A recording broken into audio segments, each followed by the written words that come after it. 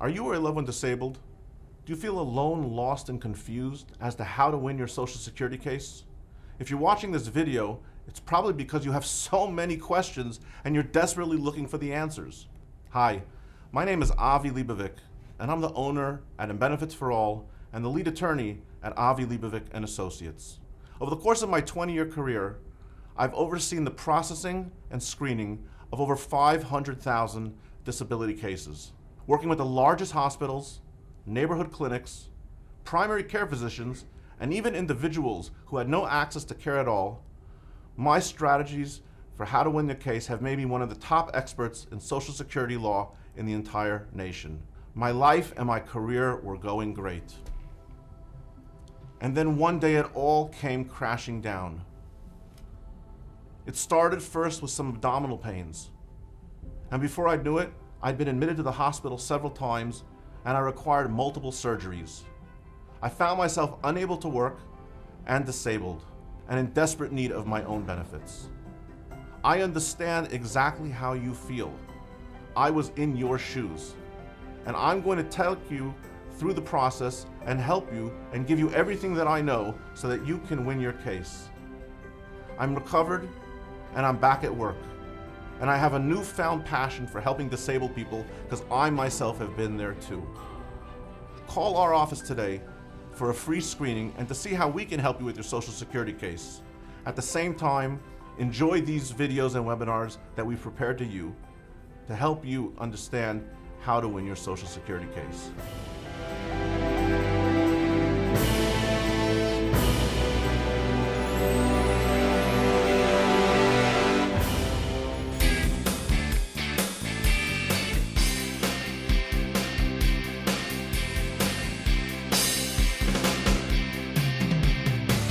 Hello friends, this is Avi Leibovic and you're watching another amazing webinar brought to you by Benefits for All, where we teach you how to win your Social Security disability case without having to pay the cost of an expensive attorney. We're standing in Santa Rosa, New Mexico in front of the old historic Guadalupe courthouse. This courthouse has been here since 1905. The history around it, the history around the community, which is a very small community, about 2,700 people, is something that it's very difficult to put into words. You have to come here to see it, to feel it, and to understand what it is to live in Santa Fe, New Mexico. I've said this before and I'll say this again. The way a person lives in New York or in California or Chicago or Atlanta or Dallas or any other big city is dramatically different than some of these smaller towns where the population is 2,700. There's a quaint feeling as you walk down the street. It's almost as if every person knows who you are and everyone knows each other. And again, it seems like a terrific place to raise a family, a terrific place to settle with your family and to support your family and earn a living. And I encourage you all to come here and check it out. Anyways, since we're standing in front of the courthouse, we're going to make it brief. I want to talk about a sensitive subject which many people don't like to speak about, but we need to address it. And that has to deal with how do we handle and how do we address any arrests and incarcerations that you may have had prior to this application. Again, how do we deal with any arrests or incarcerations that you may have had prior to this Social Security disability application, either for SSI, Supplemental Security Income, or for SSDI, Social Security Disability Insurance. Let me tell you all a little story, okay? And this is a story that didn't take place once. This is a story that's taken place hundreds of times, if not thousands of times over my career. Whenever I meet someone for the first time, how are you? Nice to meet you. Tell me about yourself. Let's hear what's wrong. Let me tell you about your medical conditions. Fine. We go through a basic, we call it a screening, right? We want personal information and background. We need to confirm citizenship, residency. We need to confirm if the person has income or resources and what the medical condition is. There's a lot of different things that we have to confirm to determine whether or not we have a good case. But then we come down to a question, right, that many of you all of a sudden start to squirm in your seat about. A question that many of you don't want to answer, and you even get sometimes hostile with me when I ask that question. The question at the end of the interview is, I know that this is difficult to answer, and it may not even apply to you, but I need to know, have you previously been arrested? If so, when were you arrested? What happened? Did you go to court? Were you incarcerated? If so, for how long? Now, I have trained my staff to always ask that question at the end of every screening. And many times, some people just say, no, I've never been arrested. Other times people say, yeah, I've been arrested and this is what it was for and these were the circumstances. But other times, all of a sudden you get very hostile on the phone. What do you need to know that for? That's none of your business. I don't need to tell you anything. Well, let me tell you something. Again, I have nothing up my sleeves. I'm only here for one reason, and that is to help you. I'm giving you the experience of over 100,000 cases, right? And I'm putting it all on the table for you to understand and to pick up and to study and to learn and to help you. So I have nothing to gain here. But when I ask my clients if they've been arrested, what I'm really asking is I need to understand the credibility of the witness. Because at some point, you, the claimant, hopefully you'll win an application. If you don't win an application, hopefully you'll win a reconsideration. But if not, you're going to end up before an administrative law judge. And I have to tell you, there's no way around it, and I can't sugarcoat it. If you've been arrested before, and if you've spent time in jail before, for whatever different reason, right or wrong, the judge has now viewed you as potentially not being credible. What does that mean? That means if you were arrested for, I'm just going to pick some, random crimes,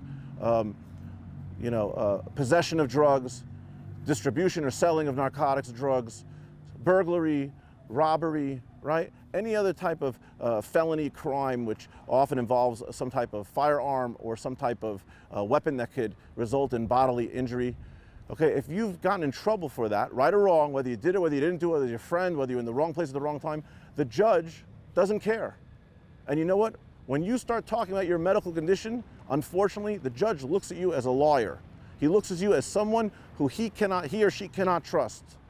So now we have a dilemma as we stand in front of this courthouse here in Santa Rosa, New Mexico.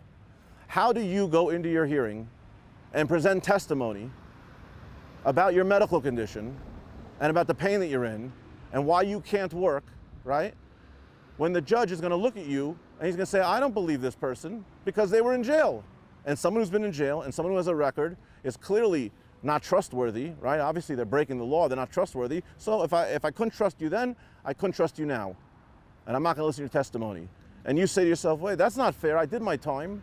And the answer is, I know you did your time, but it really doesn't matter. The judges don't care. So here's how I get around it. And I find that it's been very, very helpful and it's been very, very successful. As the attorney, I try to make an opening statement. Not every judge will let me make an opening statement, but I'm usually pretty aggressive and I really say to the judge, Your Honor, it's important to me, please, I'd like to make an opening statement. Even if the judge says, I want to ask some questions first, and then after some questions are done, you can go ahead and you can say what you want to say. So fine, I let that judge ask their questions, but then when it's my turn, what I do like this is I don't beat around the bush. I don't play games, I don't pretend that it didn't happen. I stand up, I take ownership for it, of my client, of what they did. I address it straight on, and I resolve it, and I diffuse it. What does that mean? Your Honor, right, this is like an opening statement. I'm here today to apply for disability benefits because I have a medical condition of whatever, cancer or seizures or, whatever's wrong with me, congenital heart, problems, whatever it is. Now, Your Honor, before I go into the testimony and before I go ahead and ask a series of questions, I understand that you're going to have some credibility issues on me or on my client because what? Because there's a previous arrest. And not only is there a previous arrest, there's a previous incarceration. So I want to go ahead and I want to address that head on, Your Honor. Yes, this is what happened so-and-so, and this years ago. The court found the person guilty, and I take ownership for that. I was at a difficult time in my life. I was on my own, and I made a lot of mistakes. But since that time, Your Honor, I've worked very hard to change my place in society, to change myself as a person, and to go ahead and to become an upstanding community member. I may not be able to do as much as I want because I'm not feeling well, but you know what, Your Honor? I haven't committed any crimes in X amount of time. I'm not engaged in any drugs or alcohol, right? Your Honor, I want to tell you the truth. I've now gone ahead and I reestablished my relationship with my family. Before, my family didn't want to hang out with me because, I was involved in some dangerous things with some dangerous people. They didn't want to hang out with me, but you know what, Your Honor? I've changed. I'm a changed person, and I started to hang out with them. And Your Honor, not only that, I started to attend church. Whatever it is that you need to say, it should be the truth. No one's telling you to lie. But you don't want to pretend that it didn't happen. Because if you pretend that it didn't happen and you don't have a conversation about it, the judge is automatically going to take that information without having a chance to discuss it with you, and the judge is going to use that information against you. I know it's not fair, And I know that if he or she would write it in the decision, well, because so-and-so was arrested, I cannot, consider them credible. You may have an appealable issue over there, but you don't want to go to 2 years appeals counsel. You want this thing to get paid, you want it to get approved, you want to move forward with your life. So therefore, my recommendation to all of you who've previously been arrested, right, and who may have spent time in jail, if you've been arrested and the case was dismissed, you didn't go to jail or you got probation, then it's very simple. It's the same story. You just tell Your Honor, this is what happened, and it was dismissed in probation, and I haven't done anything since that time. But if you did spend time in jail, you just very casually, right, in an apologetic way, but also taking ownership of it. Your Honor, I was a different person back then. I was young, I was silly, I was stupid, I was down on my luck, I made mistakes, I'm a changed person. When did I change? I changed in jail because I realized when I was there that I had hit rock bottom. I realized that I was there, that my life was falling apart, and I never wanted to be in this situation again. And you know what? From that day forward, Your Honor, I've never stolen, I've never lied, I've never cheated, I've never been dishonest. And with that being said, Your Honor, unless you have any questions for me, I just want to let you know that we're going to move forward with my testimony, and I hope, please, that you'll be able to match up what I'm saying together with what is in the medical records so that you can have a more complete story, so that you can add color to the picture that's already being drawn. Please, Your Honor, don't let any previous episodes in my life or any mistakes I made in my life impact my decision, your decision today, or my testimony today, because I need you, please, to look at the medical records and listen to me and understand. And with that, right, you move forward. I'll add it over here now, and I'm going to add it in another webinar, which is the same technique is used with drug and alcohol usage, right? Previous drug and alcohol usage. If you're filing a claim for benefits and all of your medical records you have alcohol and lab results that shows drugs, right? Whatever the drug is, it doesn't matter, any drug, you have a problem. Don't think the judge didn't see those lab reports in your medical records. The judge saw them. The judge knows that you were doing drugs or alcohol. It's all over your records. And for the most part, you're coming into that hearing about to give testimony with a really big roadblock ahead of you. So this is how I get around that same type of issue. I do the exact same thing for my clients. But I do a little bit more, actually. I take ownership for what happened. I'm going to give you an example in a minute. But prior to that, I go ahead and what do? I start sending my clients months before to an AA meetings or NA meetings. And I send them attendance logs. And they get the logs signed every time they go by the person who's running the meeting in the group. And not only that, if necessary, I go ahead and I encourage them to go to inpatient facility. If possible, I encourage them to get some sobriety chips for 30-day sobriety, 60-day sobriety, 90-day sobriety, whatever it is. If they go to an inpatient program or an outpatient program, if I get a certificate that says that you've graduated, then you're golden.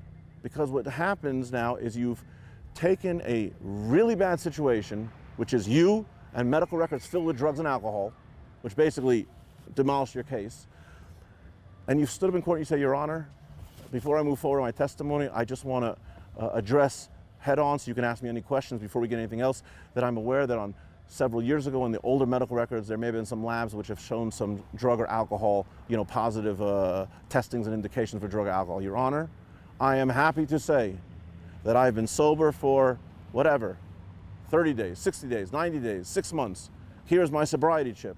Your Honor, here is my attendance logs for the AA or the NA. Your Honor, here's the phone number for my sponsor. You can call him and you can confirm that I check in every single night. Your Honor, I'm happy to say that again, my life was a mess. I've cleaned myself up. I have a terrific family and friend support system and support team and a sponsor, and I'm drug-free for X amount of time and alcohol-free for X amount of time, and I feel great. Period. Keep your mouth shut. Once that is said, you let the judge look at the attendance logs from the AA or from the NA. You let the judge look at the sobriety chips or the certificate of completion of the rehab program or the inpatient program or the outpatient program.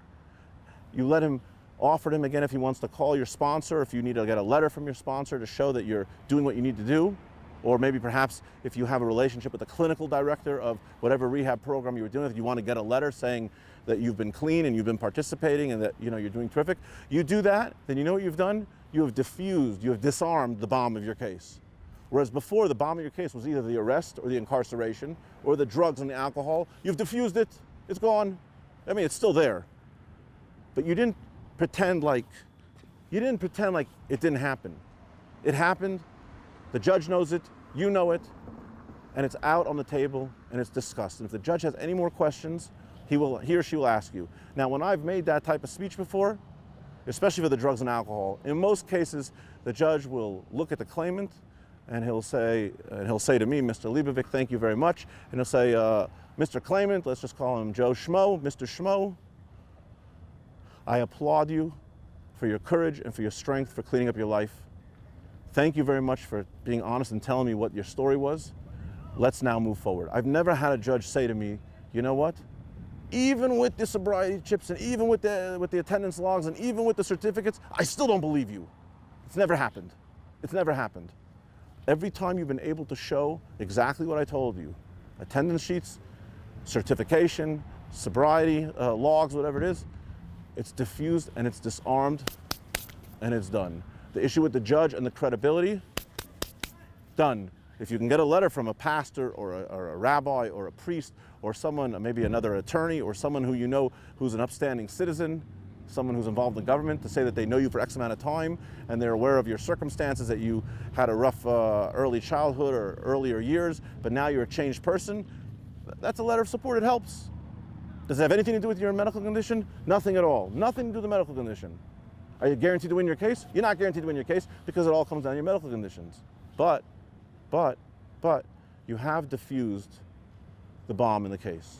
The elephant in the room that no one wanted to talk about, which was your past drugs or your past alcohol or your past arrest, you've talked about the elephant, it's there, it's finished, and you've successfully disarmed it.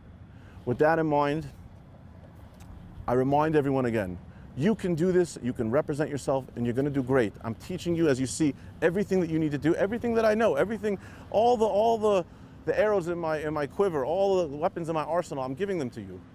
I'm giving them to you. I'm gonna tell you, and they work. I know they work because I've used them.